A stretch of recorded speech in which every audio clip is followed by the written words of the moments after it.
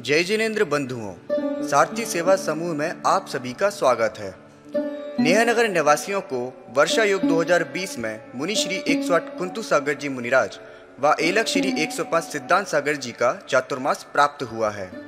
धर्म लाभ हेतु एलक श्री 105 सिद्धांत सागर जी आचार्य समंत्रबद्ध स्वामी द्वारा रचित स्वयंभू स्त्रोत की कक्षाएं ले रहे हैं, जिसे आप सभी सारथी सेवा समूह के फेसबुक पेज या यूट्यूब चैनल पर प्रतिदिन प्रातः 8 बजे देख सकते हैं।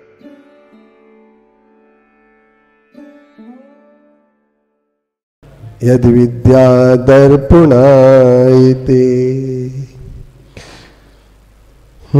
तज्जयति परम ज्योति समम समस्तैरनंत पर्यायै दर्पण तलयुग सकला प्रतिफलति पदार्थ मालिका यत्र।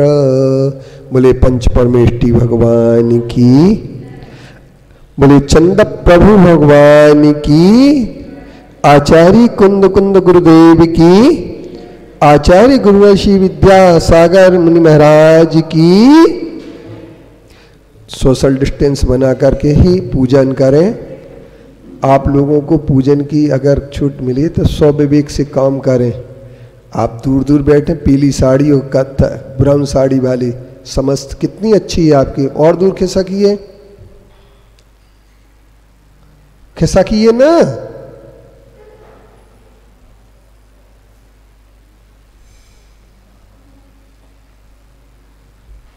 यहां पर भी दूर बैठे मैडम, दूर दूर बैठे।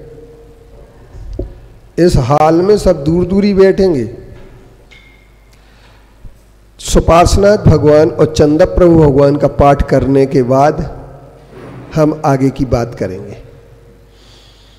स्वास्थ्यं यदात्यांतिकमेष पुंसां स्वार्थो न भोगा परिभंगुरात्मा तृषानुसंगान न च ताप शांति रीतिदमाख्यात भगवान सुपार्श्वा अजंगमं जंगमने यंत्रम यथा तथा जीव धृतं शरीरम बीभत्स पूतिक छैताप कम चे स्नेहो वृथा तेति हितं तुमाख्या अलंग शक्ति भवितव्यतेयं हेतुद्वयाविष कृतकारी लिंगाय अनीसर जंतु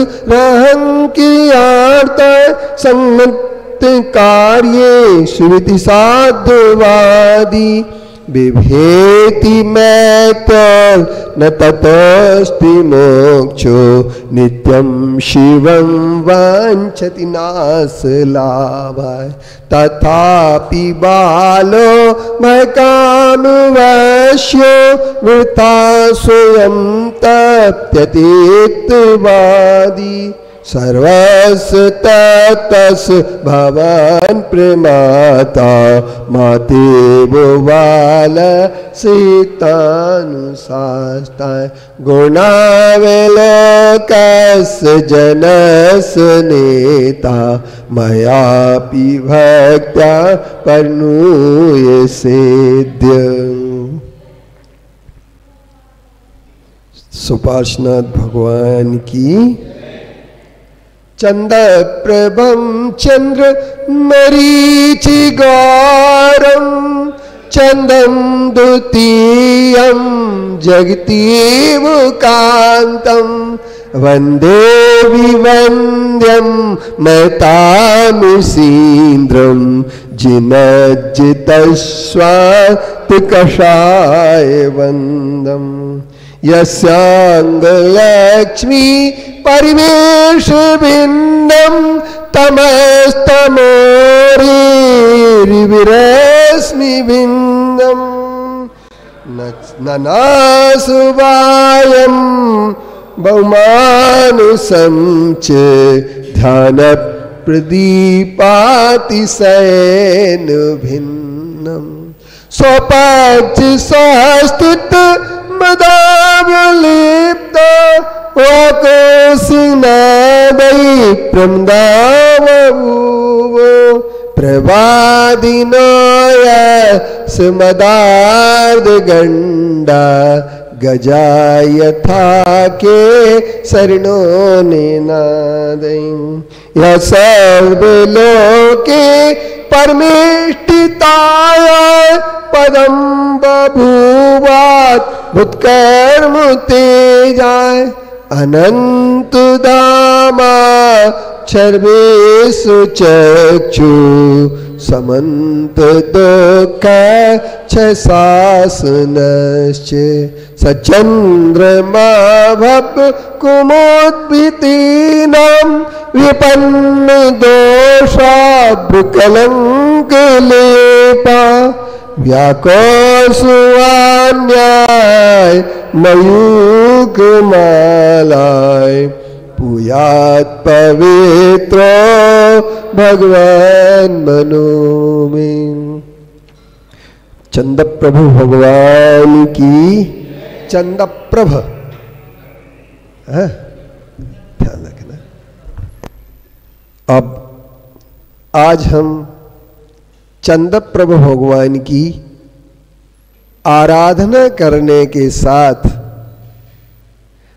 उनके आचार्य समंतभद्र देव के द्वारा व्याख्यातित चंद प्रभु भगवान बहुत मनोज्ञ और निष्ठा के साथ 3 श्लोकों का हम अर्थ समझ चुके हैं। एक बार उन पर दृष्टि। चंद प्रभु भगवान के लिए उन्होंने कहा है कि जो चंद्रमा की किरणों के समान गौर वर्ण के समान है और ऐसा लगता है कि जगती पर पृथ्वी पर दूसरे चंद्रमा ही हों, और जिन्होंने संपूर्ण कसायों को जीत लिया है, ऐसे महान ऋषिंद्रों के द्वारा इंद्रों के द्वारा जो वंदनीय है, ऐसे चंद प्रभु भगवान की हम वंदना करते हैं, जिनके शरीर रूपी लक्ष्मी यश क्या हो रहा है कि चारों तरफ से बाहरी अंधकार को नष्ट कर रही है, और जिनकी अंतरंग ध्यान रूपी दीपक के माध्यम से, प्रदीप के माध्यम से अतिशय रूप से अंदर का अंधकार नष्ट हो रहा है, ऐसे चंद प्रभु भगवान की आराधना करते हुए कहते हैं, अपने पक्ष को स्थापित करने वाले जो वादी प्रतिवादी हैं, जब अपना पक्ष रखते हैं तो वो भी आपके वचन रूपी सिंहनाद के सामने निर्मद हो जाते हैं, मद से रहित हो जाते हैं। जिस प्रकार से मद में भूले हुए हाथी के सामने जब सिंहनाद करता है तो हाथी का मद सारा का सारा समाप्त हो जाता है। बस अब अगली बात है, यह सर्वलोकी परमेष्टिताया है, जो सर्वलोक में संपूर्ण संसार में परमेष्टि पने को प्राप्त हो चुके हैं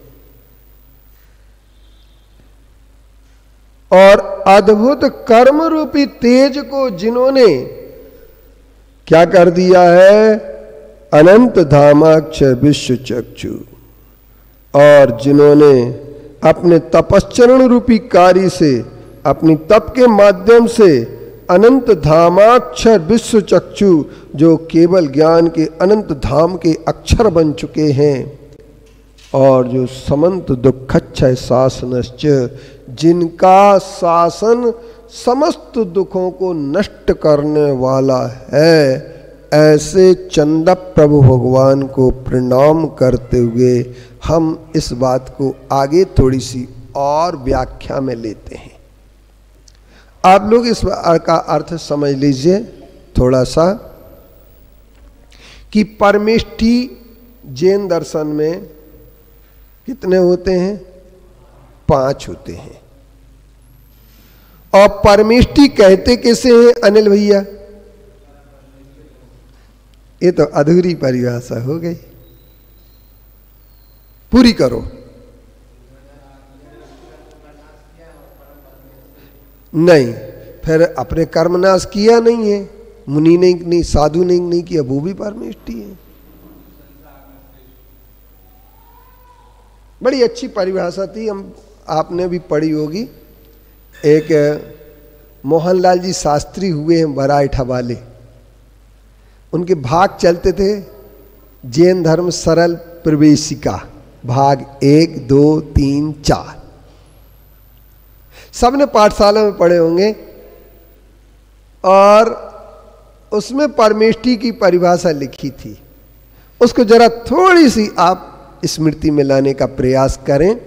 और मैं इसलिए ला रहा हूं स्मृति में, क्योंकि क्या होता है कि परम पद में स्थित होते हैं उन्हें परमेष्टि कहते हैं। ये परिभाषा जो होती है नहीं है समझ में, हर आदमी बोलने लगा है, क्योंकि ये परिभाषा जिनने दी है वो अति तर्कवादी लोग थे, और अति तर्कवाद हमेशा हास्यास्पद होता है और अव्यवहारिक होता है और आधा अधूरा भी होता है।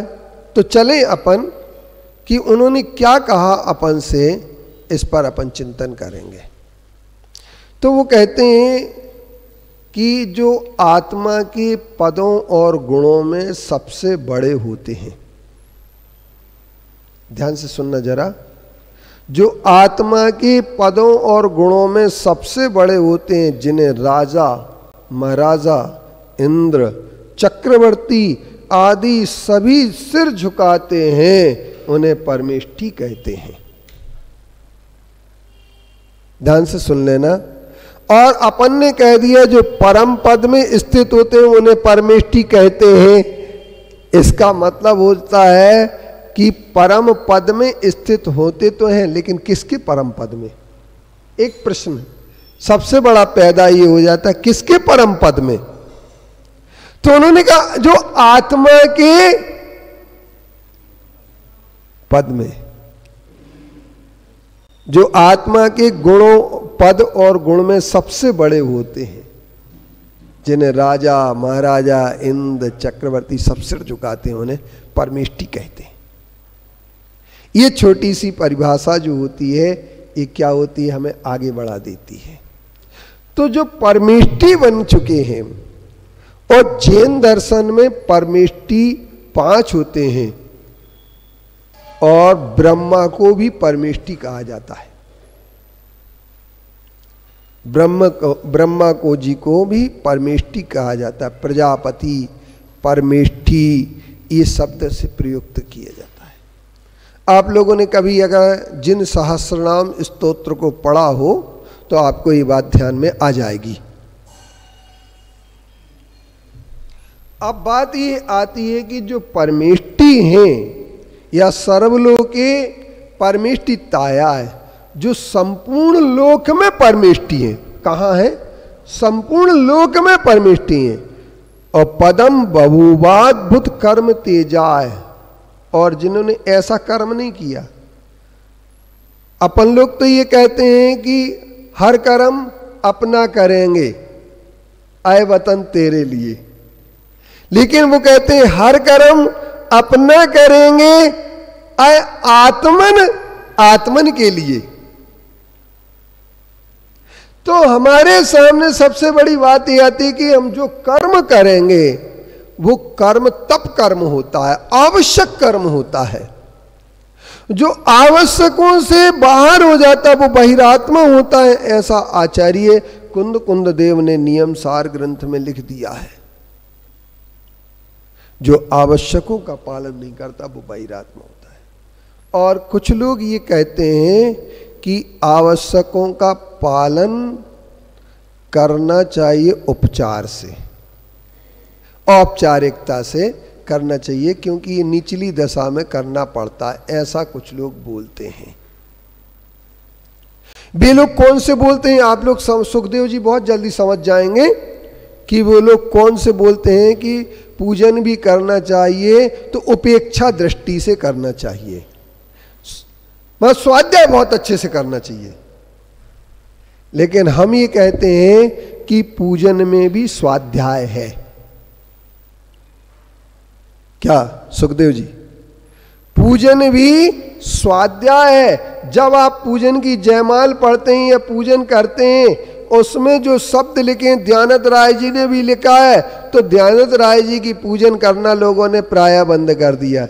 लेकिन उन्होंने एक एक शब्द पर आप ध्यान देना, सुरपति उरग नरनाथ तिनकर वंदनीक सुपद प्रभा, इस शब्द पर गौर करना। सुरपति उरग नरनाथ तिनकर, 100 इंद्रों के द्वारा जो पूजनीय है। इंद्र सद बंदियानम तिवन हृद महोर विशद वक्कानम अंतातीत गुणानम नमो जिनानम जिद भवानम। पंचास्ती काय के मंगलाचरण करते हुए आचार्य कुंद कुंद देव ने कहा है कि जो इन 100 इंद्रों से बंदनी के, तो उन्होंने कहा कि सुरपति उरग नरनाथ। अर्थ बता दो इसका क्या हुआ। सुरपति माने इंद्र हो गया, और उरग माने नागनाथ हो गया, असुर हो गए। और सुरपति उरग नरनाथ माने चक्रवर्ती हो गया। सुरपति उरग नरनाथ तिनकर, 100 इंद्रों का पूरा समावेश हो गया। इंद्र में, स्वर्ग के इंद्रों में जो इंद्र आ जाएंगे वो पूरे इंद्र आ गए, क्योंकि भवनवासी के 40 इंद्र, 32 इंद्र बेयंत्रों के, और ज्योतिषियों के सूर्य और चंद्रमा, और कल्प वैमानिक देवों के 24, 40 और 24 कितने हो गए? 64, और 32 कितने हो गए? 96। सूर्य और चंद्रमा आ गए, ये सब हो गए सुरपति में, शब्द में। और उरग नरनाथ तिनकर, उरग नरनाथ तिनकर, नरनाथ में चक्रवर्ती आ गए। और ये 100 इंद्रों के द्वारा जो शब्द है उसके लिए उन्होंने इसमें सुरपति उरग नरनाथ तिनकर वंदनीक सुपद प्रभा, जिनके 100 पद की प्रभा निरंतर, सुपद प्रभा अति शोभनीक सुवर्ण उज्ज्वल, देख छवि मोहित सवा, भर नीर क्षीर समुद्र घट भर, अग्र तसु बहुविध नचू। और अरिहंत श्रुति सिद्धांत गुरु निर्ग्रंथ नित्य पूजा रचू। लेकिन लोगों ने कह दिया ये तो व्यवहार की है। किसकी है? व्यवहार की। अपन को तो निश्चय की पूजन करना चाहिए।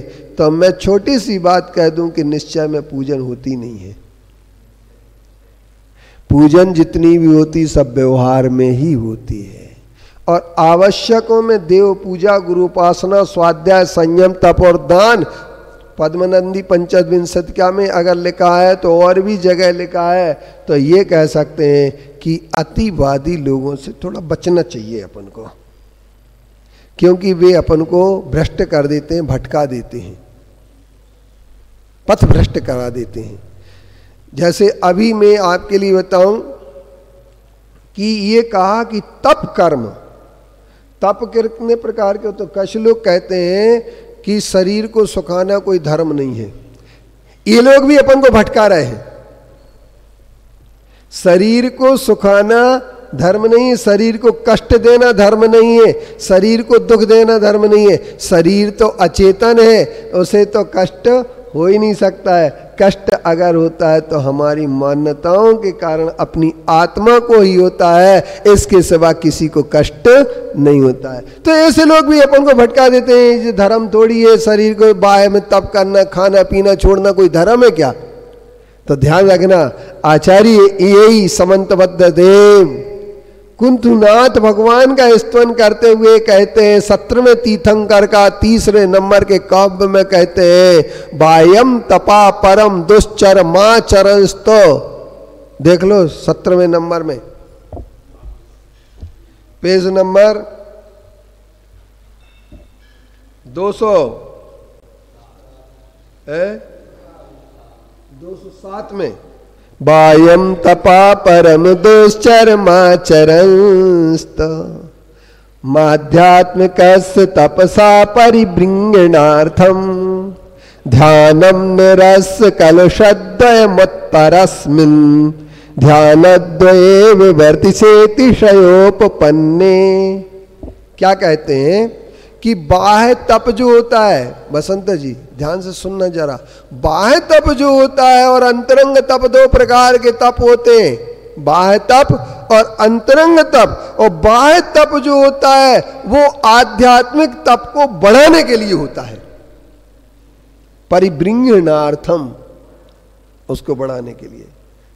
और जो ध्यान होता है, जो बाह्य तप में चूक जाते या बाह्य तप से जो उदासीन रहते, ऐसे लोगों के अंतरंग तप नहीं होता है। इसलिए उन्होंने कहा तप कर्म करके जो अनंत धामाक्षर के विश्व चक्षु, बिना तप किए कोई को केवल ज्ञान नहीं हुआ है। मूर्खता के चक्कर में मत पड़ जाना,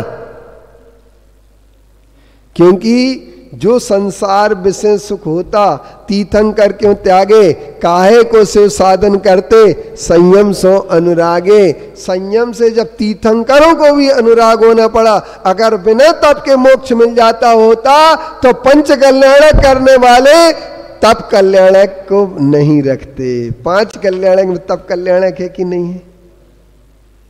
चंद्र कुमार जी, है ना तप कल्याण? तो तप कौन सा? तो कहते तब इससे कुछ नहीं होता खाना पीना छोड़ने से। तो बाह्य तप 6 प्रकार के हैं: अनशन, अमोदरी, वृत्ति परिसंख्यान, रस परित्याग, विविक्त सय्यासन, काय क्लेश, वायम तपा।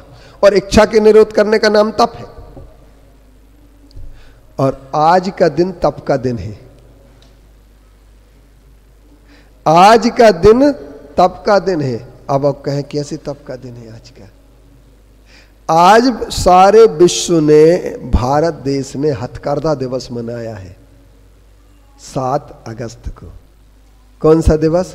हथकरघा दिवस मनाया है। और ये हथकरघा पर विचार अगर किया जाए, मैं अभी अनिल जी को बता रहा था, एक बहुत समय सन 1947 के लगभग में विनोद मिल्स वाले ने एक अपना विज्ञापन निकाला था। किसने? विनोद मिल वाले ने। उज्जैन के विनोद मिल, कभी आप उज्जैन अगर गए हो तो वहाँ विनोद मिल्स आज भी उसकी ज़मीन बहुत बड़ी प्रॉपर्टी है, जैन का था। उन्होंने एक विज्ञापन निकाला था कि कपड़े में जो है ना चर्बी मिल से इसे ताना बाना किया जाता है, उस हिंसा से बचिए और धन का भी सदुपयोग करिए, अहिंसा धर्म को पालन करने में आप आगे बढ़िए। अगर आप अहिंसा धर्म का पालन करना चाहते हैं तो हथकरघा एक बहुत बड़ी जरूरत है। अब इसके बाद हमारे सामने एक बात और आती है कि जैसे किसी ने कह दिया कि त्यागी मुनि आदि को हथकरघा के धागा समय सार छोड़ करके धागा में नहीं उलझना चाहिए। ये रेशम का कीड़े नहीं है, एक ध्यान रखना। जो आप बात कह रहे हैं ये रेशम के कीड़े नहीं है। ये तो अगर इन्हें उलझना होता तो घर ही नहीं छोड़ते। और आचार्य श्री हथकरघा के माध्यम से सदलगा का कोई उपकार नहीं कर रहे हैं। वे तो संपूर्ण भारत देश के जैन समाज नहीं, संपूर्ण जो समाज है उस संपूर्ण समाज के लिए रोजगार के नाम पर होने वाली हिंसा को रोकने के लिए। क्योंकि खाली दिमाग शैतान का होता है। कमल जी, किसका होता है खाली दिमाग? होता कि नहीं होता? सही सही बताना आप। जब खाली दिमाग शैतान का होता है तो इसका मतलब क्या होगा? अपराध वे ही करते हैं, ज्यादातर अपराध में लग जाते हैं जिनके हाथों में काम नहीं होता है। आप देख लो, अपराध शास्त्र पढ़ लो आप। बिहार में सबसे ज्यादा अपराध क्यों होता है? उत्तर प्रदेश में क्यों होता है? अपराध शास्त्र कहता है कि वहां पर ठलुआई गिरी होती है। जैसे अपन एक व्यर्थ वार्ता केंद्र पर बैठ जाए। व्यर्थ वार्ता केंद्र जानते हैं आप लोग? अपने यहाँ एक आध होगा सागर में। मैंने एक दिन बताया था खांदू कॉलोनी का। खांदू कॉलोनी में अनिल जी रोज कोई ना कोई विवाद छिड़ रहे थे। तो मैंने एक पता लगाया विवाद का कारण क्या है। तो पता लगा कि एक चबूतरा था वहां।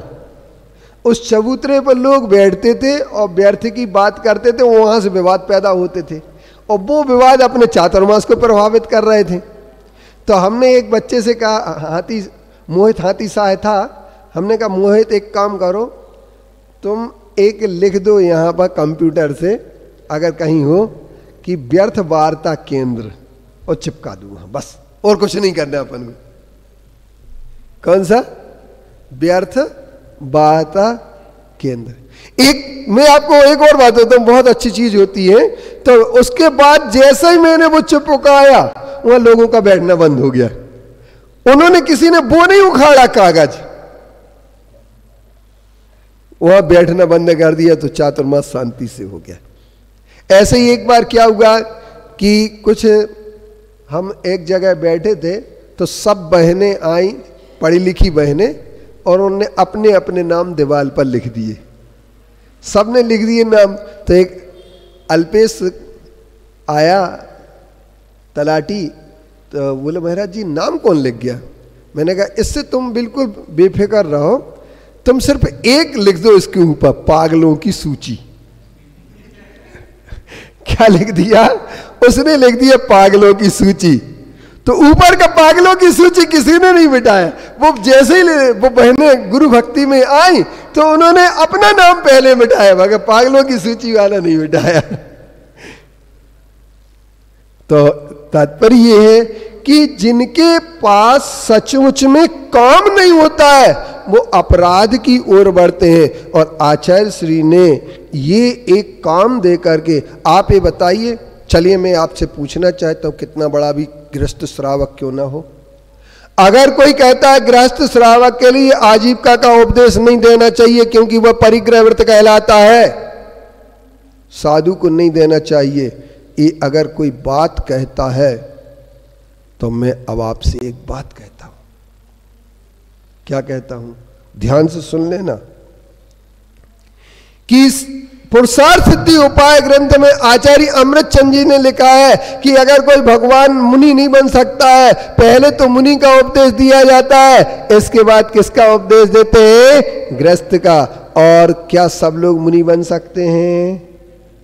नहीं बन सकते। तो क्या करेंगे? अगर आजीविका आपकी सुसुंदर नहीं है, अहिंसक नहीं है, तो आप हिंसक आजीविका से जुट करके अपराध की ओर ही बढ़ेंगे। क्योंकि रोजी से रोजा लगा है। किससे लगा है? तो उन्होंने कहा राष्ट्र का विकास होता है तो जिस आदमी ने हथकरघे की तुलना मछली से कर दी, जाल से कर दी है, उस अति तर्कवादी व्यक्ति को मैं कहना चाहता हूं कि वह अव्यवहारिक और हास्यास्पद ही होता है। कि अति तर्क करना तो बहुत सरल होता है, परंतु हास्य से बचना बहुत कठिन होता उनके लिए। वे हंसी के पात्र ही बनते हैं। बनते कि नहीं बनते? आपने कभी भी संगोष्ठी में देखा हो, संगोष्ठी हो, कभी कभी लोग कोई सेमिनार में या किसी में भी अति बात कर देते हैं, तो उनके ऊपर लोग हंसते हैं कि नहीं हंसते?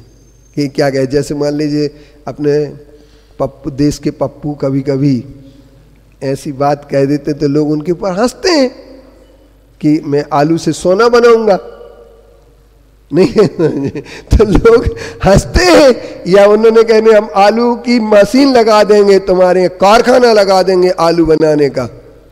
उन्हें कहना क्या था वो भूल गए। तो तात्पर्य मेरे कहने का है कि अति तर्कवादी जो भी ये बात करते हैं वो हास्यास्पद होते हैं, और ऐसे व्यक्तियों के साथ लोग बात करना भी पसंद नहीं करते हैं। तो आज मैं एक बात बता रहा हूं, आप लोगों को बहुत अच्छी बात सुन लेना चाहिए, न्याय की बात है। और ये चंदा प्रभु भगवान ने जितने भी तीर्थंकर और आचार्य हुए हैं, उनके लिए श्रावकों को सदैव संभालना पड़ा है। अगर श्रावक सही रास्ते पर नहीं जाता है, क्योंकि श्रावक अपरिग्रही नहीं हो सकता है। क्या नहीं हो सकता? अपरिग्रह। तो मैं आपके लिए एक बात बता दूं, जैसे कई लोगों ने कहा कि आरंभ का उपदेश नहीं देना चाहिए साधु को, तो कौन से आरंभ का नहीं देना चाहिए? सेवा कृषि वाणिज्य प्रमुख दारंभ तो व्यापार मति। श्रावक जो 7वीं 8वीं प्रतिमा ले लेता है, वो 8वीं प्रतिमा वाला श्रावक जो होता है वो प्रमुख आरंभ नहीं करता है। प्रमुख सेवा, कृषि और वाणिज्य। अब वो कपड़े ही नहीं धोएगा क्या? फिर वो क्या भोजन नहीं बनाएगा क्या? बनाएगा, बनवाएगा तो फिर खाएगा क्या? तो आचार्यों ने कहा तुम उपवास नहीं कर सकते हो अगर, तो क्या उपदेश देंगे कि एक बार खाओ, एक बार में नहीं चल रहा तो 2 बार खाओ, बार बार मत खाओ। तो इसका मतलब क्या हो गया? जैसे मान लीजिए कोई से पूछा किसी महाराज जी से, अब देखिए आप अति तर्कवादी बात देखना जरा कैसे होती है। जैसे मान लीजिए हमारे अनिल जी हैं, अनिल इंजीनियर हैं और इनका ऑफिस मान लीजिए 10 किलोमीटर 20 किलोमीटर दूर है, और वहाँ से जो छुट्टी होती है तो आकर के ये 8 बजे के पहले नहीं आ पाते या 7 बजे के पहले नहीं आ पाते ऑफिस से। तो किसी महाराज जी ने कहा इनसे कि रात्रि में भोजन छोड़ दो। तो इन्होंने कहा महाराज जी हम 7 बजे के पहले आ ही नहीं सकते हैं या 6 बजे के पहले नहीं आ सकते हैं। तो महाराज जी ने कहा अच्छा नियम ले लो कि हम 8 बजे के बाद भोजन नहीं करेंगे। तो एक आदि व्यक्ति, अति तर्कवादी व्यक्ति उठ करके खड़ा हो जाता है, देखो महाराज जी ने रात्रि का खाने का कह दिया, छूट दे दी, क्या यही बोलेगा ना? तो इसका मतलब क्या हुआ कि अपने विचार में जो कीड़ा है वो अतिवादी है, और अतिवादी लोग ही समाज में विषमवाद खड़े कराते हैं, विवाद खड़े कराते हैं, और निर्द्वंद और अपरिग्रही शांत धर्म ध्यान युक्त लोगों का धर्म ध्यान समाप्त करने का प्रयास करते हैं, क्योंकि उनके अंदर ये बात नहीं है, क्योंकि वो आचार्य नहीं है। आचार्य वो कहलाते हैं जो समय के अनुसार समाज को निर्देशन देते हैं। चलिए कोरोना फैला, सुधा सागर जी, आचार्य विद्यासागर जी और जितने भी सोनगढ़ी विद्वान या कोई भी कहते थे कि रोज पूजन करो कि नहीं कहते थे, रोज मंदिर जाओ कि नहीं जाओ, फिर वो ही क्यों डर गए और क्यों बोलने लगे कि मंदिर नहीं जाना, पूजन नहीं करना, क्यों कहने लगे? बोलो। क्योंकि परिस्थिति ऐसी बनी, इसलिए सबने कहा ना, सोनगढ़ियों ने भी कहा मंदिर छोड़ दिया कि नहीं छोड़ दिया, आना उनके मंदिर में भी ताले डल गए कि नहीं डल गए। अब तुम स्वाध्याय करो, कहीं भी करो, लेकिन जब तुम ये कहते कि रोज पूजन करना चाहिए, रोज अभिषेक करना चाहिए, रोज मंदिर जाना चाहिए, चलो आप रोज मंदिर जाने का तो कहते कि नहीं कहते, तो इसका मतलब फिर अब आप ही कहने लगे मंदिर जाने की जगह घर ही कर लो। तो ये किसने करा दिया? परिस्थिति। इसी तरीके से हमारी जो मुख्य आचार्य परंपरा है, वो आचार्य परंपरा हमें ये कहती है कि वक्त समय के अनुसार धर्म के अंदर मुख्य सिद्धांत का अपलाप हुए बिना जो रास्ता निकलता है वो कहलाता धर्म। तो आचार्य श्री विद्यासागर जी महाराज जी ने बेरोजगारी के कारण से जो हमारे लोग हिंसक उद्योगों में नौकरी कर रहे हैं, किस में कर रहे हैं? हिंसक उद्योगों में नौकरी, कंपनियों में। अब चलिए आपने कह दिया सॉफ्टवेयर इंजीनियर बन गया मेरा लड़का, कभी तुमने ये सॉफ्टवेयर इंजीनियर लड़के से पूछा कि वो किस प्रोजेक्ट में सॉफ्टवेयर में काम कर रहा है? पूछा क्या? उसका प्रोजेक्ट क्या रहता है, वो किस चीज के लिए बताता है, किसके लिए सॉफ्टवेयर बना रहा है? क्या वो हिंसक नहीं हो सकते हैं? मान लीजिए किसी भी अलकबीर कत्ल खाने वाले ने सॉफ्टवेयर बनवाई और सॉफ्टवेयर तुम्हारे लड़के ने बनाई, तो उससे हिंसा का समर्थन होगा कि नहीं होगा? और कितनी बड़ी हिंसा का समर्थन होगा कि ऑटोमेटिक मशीन चलेगी उससे। तो मशीन से क्या होगा? मछली पकड़ने की जो बड़ी बड़ी कंपनियां होती हैं वो अपना सॉफ्टवेयर बनाएंगी, चर्बी की और जो सॉफ्टवेयर बनाएंगी तो उससे क्या होगा? आपने कभी ये सोचा है? आप तो इस बात पर खुश हो जाते हैं कि मेरा लड़का सॉफ्टवेयर इंजीनियर है, या मेरा लड़का किसी दवाई की कंपनी में क्या हो गया, एम्प्लॉय हो गया, मैनेजर है, ये है, वो है, वो है, सब कंपनियों में। और आपने कभी ये सोचा वो कंपनी प्रोडक्शन क्या कर रही है? सोचा कभी क्या? आज लेबनान और बैरूत में, लेबनान के बैरूत में जो विस्फोट हुआ है, जिसके कारण से लाखों लोग घर बेघर हो गए, जिसके कारण से हजारों लोग घायल हो गए, जिसके कारण से 500 लोग मर चुके हैं, तो वो विस्फोट किस कारण से हुआ? तो जैन दर्शन के आचार्य श्री विद्यासागर जी महाराज जी अहिंसा के साथ और अपरिग्रह की वृत्ति में दोष लगाए बिना हथकरघा का को प्रोत्साहित कर रहे हैं। और अगर मान लीजिए मैं ये अच्छा और बहुत सुंदर है, मैं इसे देखने लगूं तो क्या मैं परिग्रही बन जाऊंगा? अच्छा और क्यों बिछाते आप कपड़े को? अगर आचार्य ने साड़ी देख ली मान लीजिए तो उनने कहा बहुत बड़ा अनर्थ हो गया, क्या पड़गाहन करने के समय कोई साड़ी नहीं दिखेगी क्या? या मान लीजिए साड़ी देखने की बात करना क्या इतना बड़ा पाप हो गया? इस पर विचार करना चाहिए कि अतिवादी सोच वाले लोग कितना कहां तक ले जाते हैं। इसलिए हथकरघा जो है आचार्य श्री, आज एक हथकरघा पर पत्रिका में मैंने लेख पढ़ा, आप लोग भी उसे पढ़ना, सुनील सेठी का लिखा हुआ लेख है। उसमें उसने लिखा है कि हथकरघा के ताने बाने में भारतीय संस्कृति का ताना बाना जुड़ा हुआ है। महात्मा गांधी ने चरखा को प्रोत्साहन देकर के और सारे देश में चरखे चलाए गए और चरखा को अहिंसा का प्रतीक माना गया। विदेशी वस्तुओं के बहिष्कार के लिए, स्वदेशी लाने के लिए, स्वावलंबी बनाने के लिए एकमात्र हथकरघा ही एकमात्र आधार है और ये आचार्य श्री ने इसके लिए दिया। तो हम ये कह सकते हैं कि आज अगर हम हथकरघा दिवस पर बैठ कर के चिंतन करें और विचार करें तो आचार्य श्री ने किसी भी प्रकार से अपने महाव्रतों में दोष लगाए बिना हथकरघा को प्रोत्साहित किया है। अब ये तो वैयावृत्ति कोई, मैंने तुम्हें एक बात पर इनके अतिवादी सोच बता रहा हूं मैं, क्योंकि इनके अतिवादी सोच कैसे होते हैं। एक उदाहरण, उन्होंने कहा साधु को तेल नहीं लगाना चाहिए क्योंकि आहार है, तेल लगाएंगे तो आहार हो जाएगा। तुम लोगों ने कभी सुना?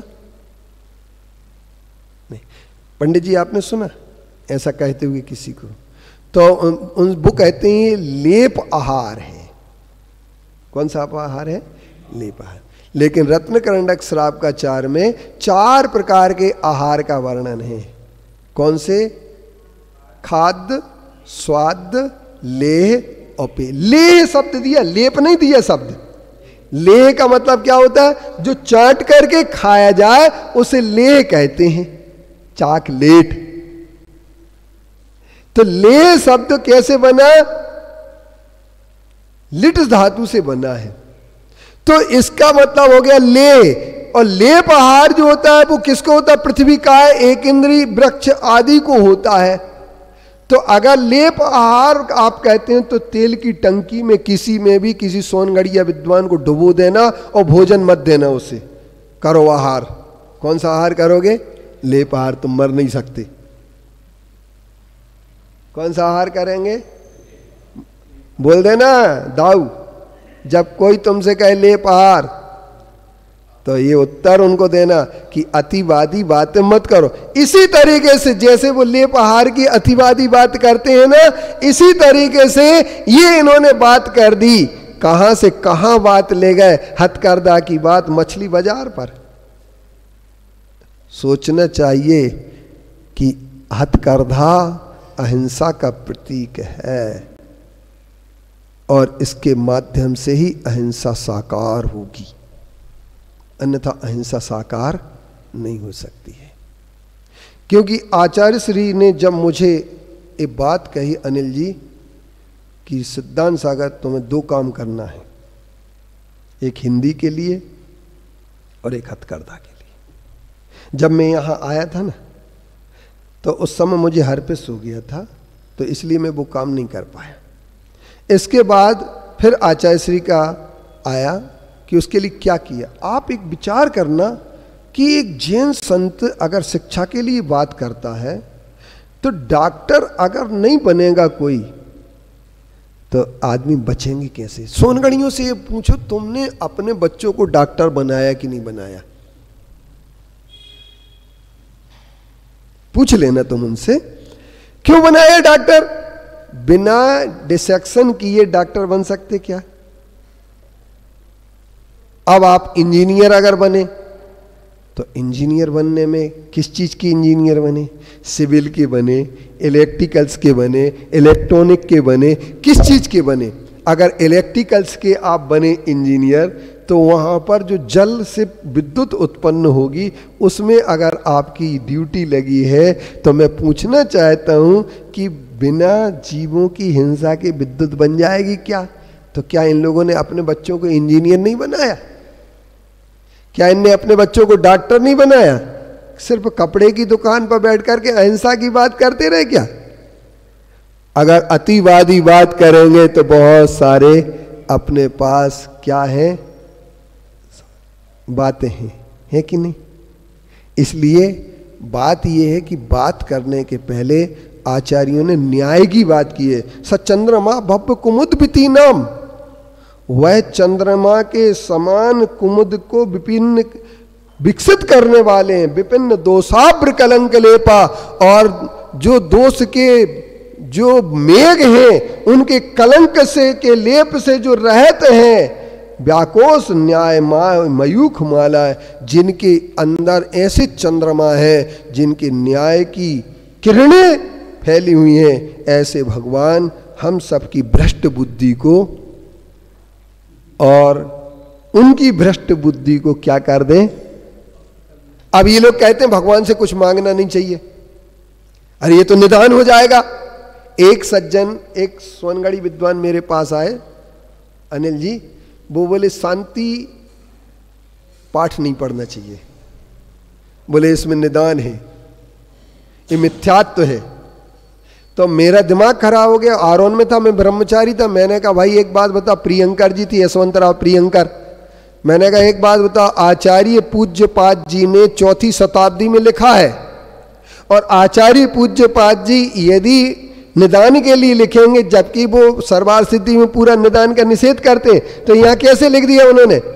अरे भाई उन्होंने कहा है संपूज का नाम, प्रतिपाल का नाम, यतीन्द्र सामान्य तपोधनानम, देशस्य राष्ट्रस्य पुरस्य राज्ञा, करो तू शांतिम भगवान जिनेन्द्र। उनने खुद की शांति के लिए नहीं कहा। जो खुद की शांति के लिए बात करता है, खुद के कष्ट मिटाने के लिए बात करता है, वो निदान कहलाता है। भोगाकांक्षा निदानम, भोग की आकांक्षा का नाम निदान है, ना कि निदान विश्व की शांति की कामना करना। इसलिए पूयात पवित्रो भगवान मनु में, हे भगवान मेरे मन को पवित्र करें, यही हम कामना करते हैं। इस तरीके से हम ये कह सकते हैं कि वास्तव में इस न्याय को आप समझ लेना, जिनकी न्याय की किरणें कैसी हैं। न्याय तर्क को कहते हैं, कारण और कार्य के संबंध स्थापित करने को तर्क कहते हैं। जहाँ कारण और कार्य की असंबद्धता हो जाती है उसे कुतर्क कहते हैं। तो जो किया गया है वो क्या किया गया? कुतर्क किया गया। और ऐसे कुतर्कों के माध्यम से कोई भी जैन धर्म की उन्नति नहीं हो सकती है, न रक्षा हो सकती है। जो पत्थर कुतर्क के पत्थरों से आचार्य विद्यासागर जी की कल्याणमयी धारा, विश्व कल्याण की कामना की धारा कभी रुक नहीं सकती है। ये पत्थर समुद्र में जाके गिर जाएंगे और वो समुद्र के गहरे तल में मिलेंगे भी नहीं, कहाँ पानी में घुल जाएंगे। ओम शांति, ओम शांति, ओम शांति। बोले पंच परमेष्टि भगवान की, आचार्य कुंद कुंद गुरुदेव की, आचार्य गुरुवैश्य विद्यासागर